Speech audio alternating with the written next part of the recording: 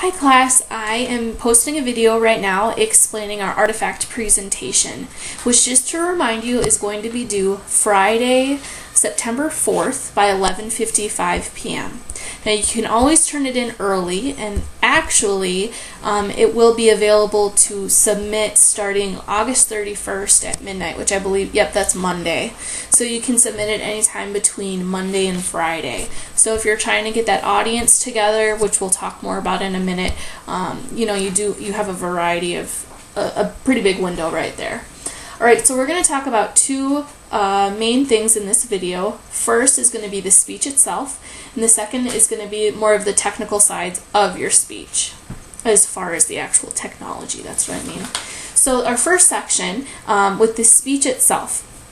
Now, on our Moodle site, under this week, I have posted pretty much towards the top a guide for a formal outline. That was a formal outline that Ms. Wiseman has actually created and has for her classes. When you open it up, it gives you a really good line out of, an actual speech, and in red she has typed certain different little things, and it kind of explains like what an attention getter is. At the top she has that she would like to see 2 to 4 points per speech. I prefer 2 to 3 main points. When you keep your main points kind of in the same general flow, you'll be able to limit the time that your speech will take. We won't have 15-minute speeches, which I won't even allow. So you'll be able to have that little bit of a focus, but also you'll be able to keep your audience's attention, which is really what it comes down to when we get to our speech time limits. So you can have 3 main points, or you can have 2 main points with 2 subpoints. So let's say here's 1 main point, here's 2 subpoints, here's the other main point, and then it's kind of like that. Anyway, take a look at that formal outline. If you have any questions about it, feel free to ask me. That of course is on our Moodle site. So I said that we're generally going to be having a time limit for our speeches, which is true with all of the other speeches. Now, for this first one that we're having, basically our second week of class, our artifact presentation, I'm not going to have a time limit on that. However, if I'm watching your video and it gets to that 10-minute mark, I am turning it off at that 10-minute mark, and you're only going to be graded for what I've seen. So I guess your time limit is under 10 minutes. But in general, we're practicing getting up there, kind of forming those bonds with our audience, and really understanding how quick that time really does go. For example, this video is already 3 minutes long. So time passes pretty quickly when you're actually the one speaking. Now, if you're wondering how I'm going to be grading you, per page 6 of our syllabus, the artifact presentation is only worth 15 points. Now, where do those points come from? You actually, before you even get up there and start your speech, know what I'm going to be grading you on. If you go to our Moodle shell, slide down to next week, it says Artifact Teacher Evaluation Form. It's a Word document. Open that up and you're going to see exactly where those 15 points come from. I have it open here. And it looks like confidence, poise, delivery. Following this structure, do you actually have an introduction, a body, and a conclusion, which we're going to get into more when we start chapter 1, but it has, on that outline that I was just talking about, it really has that broken down. Make sure you're following that structure. You're going to be graded on it. The actual presented artifact, like I use in past videos, are you holding it like this? Can I see what it is? Or do you hold it up in the light? Can I see what it is? Is your arm across your face? Do you need to move it a little bit? Could you actually have an object with you? Can I see it?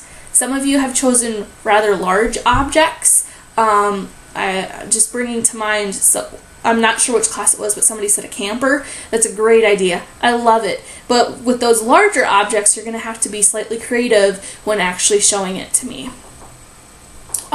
Which kind of brings us to our technical side of the actual technology of it. Now, what you're required to do with this speech is it's going to basically be like me being in the classroom, and it's going to be live, and you only get one shot, and you cannot edit your video.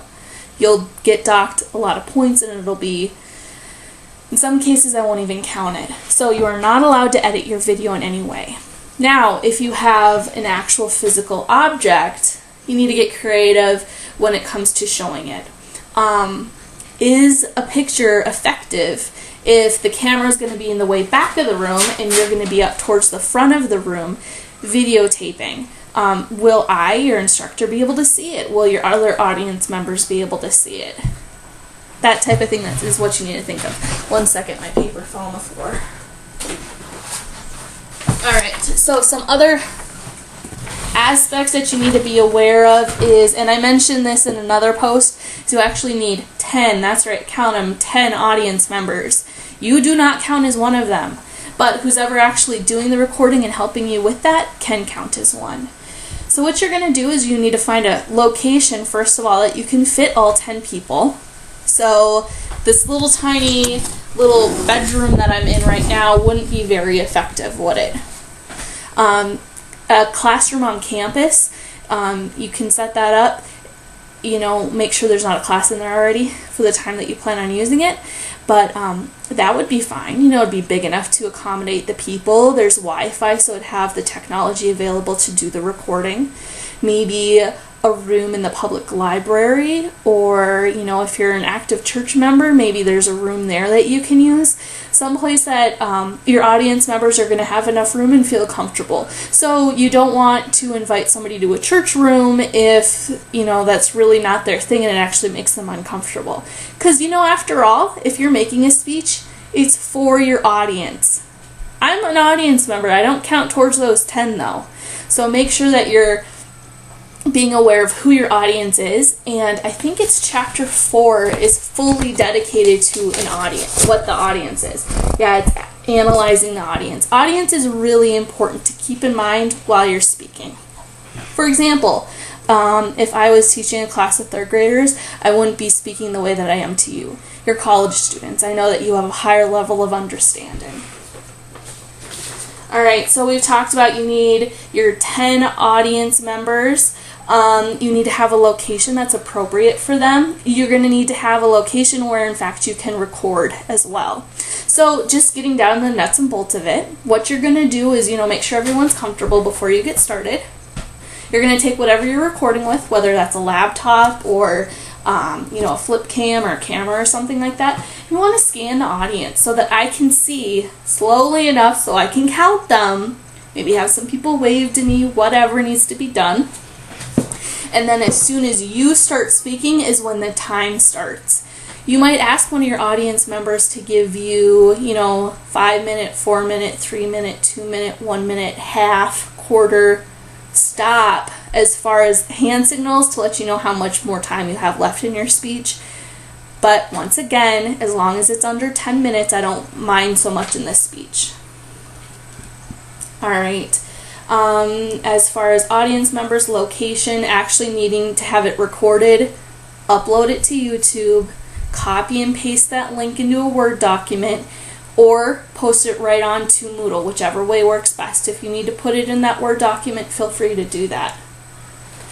Now, I've gotten several emails already today, just since the last time I posted the videos, about people being worried about finding those 10 audience members. This is a huge class. I actually have 2 sections of this online public speaking course. Talk to people on campus. See if they're in one of the classes and wouldn't mind doing it. If you do it for them, maybe they'll do it for you type thing. I'll put an open forum under next week's heading, but I'll open it actually today, just simply for lining up the audience, your audience members. You guys can feel free and comment on each other, get a hold of each other that way. Find out what works in everybody's schedule. Anyway, so in this quick video, I'm trying to keep them under 10 minutes, 9.5 minutes right now. We talked about our 2 main things for our artifact speech. The speech itself, remember 2 to 3 main points, outlines on Moodle, no time limit, grade sheet, and all that's already posted. The second main topic was the technology, the technical side of it. 10 audience members, recording, posting, location, and I'll put that audience form up today. All right, well, send me an email if you have any questions.